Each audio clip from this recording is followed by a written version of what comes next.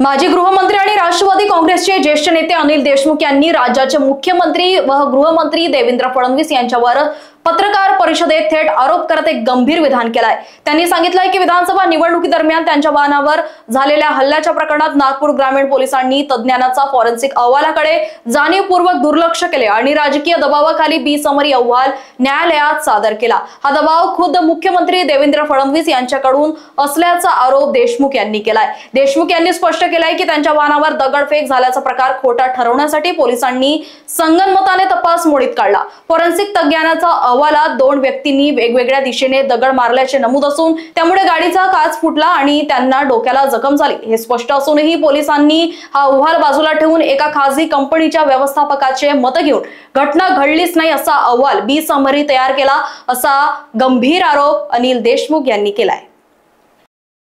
आता फॉरेन्सिकचा रिपोर्ट आलेला आहे। याच्यामध्ये क्लिअर कट म्हटलंय की 2 इस्मानी दगड मारलेत, एकाने पुढच्या काचावर, एकाने मी बसलेल्या बाजूच्या काचावर, काच फुटला आणि त्याच्यामुळे माझ्या कपाळावर जखम झाली। हा रिपोर्ट बाजूला ठेवून, म्हणजे सरकारी फॉरेन्सिकचा रिपोर्ट बाजूला ठेवून खाजगी माणसाकडनं असा रिपोर्ट घ्यायचा ज्याची कोणती अथॉरिटीसिटी नाही। आणि याच्यामध्ये सगळ्यात महत्वाची गोष्ट की राजकीय दबावाखाली सुरुवातीला फॉरेन्सिकचा रिपोर्ट कसा बदलवता येईल, हा फॉरेन्सिकचा रिपोर्ट कसा बदलवता येईल याच्यासाठी सुद्धा राजकीय दबावाखाली पोलीस अधीक्षकांनी प्रयत्न केला। राजकीय मंडळी सुद्धा फोन केला की हा रिपोर्ट बदलून द्या।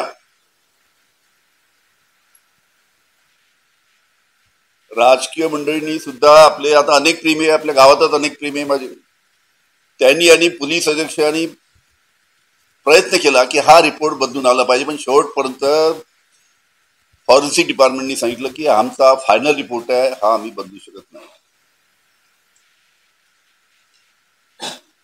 त्याच्यामुळे ही घटना घडलीच नाही अशा पद्धतीचा दाखवायचा जो प्रयत्न त्या निमित्तानं झालेला आहे। आणि पोलीस अधीक्षक जे आहेत नागपूर ग्रामीणचे, त्यांनी अशा पद्धतीचा राजकीय दबाव पोटी अशा पद्धतीचा प्रयत्न करणं हे सरासर चुकीचं आहे। माझ्याकडे खात्रीलायक माहिती आहे, कारण की मी सुद्धा गृहमंत्री होतो, आमचे सुद्धा पोलीस खात्यात अनेक ओळखीचे अधिकारी आहेत, तशी आताच्या सरकारचे आहेत तसे 50% तशी आमची आहेत। आणि हे सगळे अधिकारी त्या निमित्तानं बातम्या देत असतात की काय काय घडलं, कशा पद्धतीचा रिपोर्ट फॉरेन्सिकचा बदलण्यासाठी प्रयत्न झाला, कोण फॉरेन्सिकच्या अधिकाऱ्याला जाऊन भेटलं।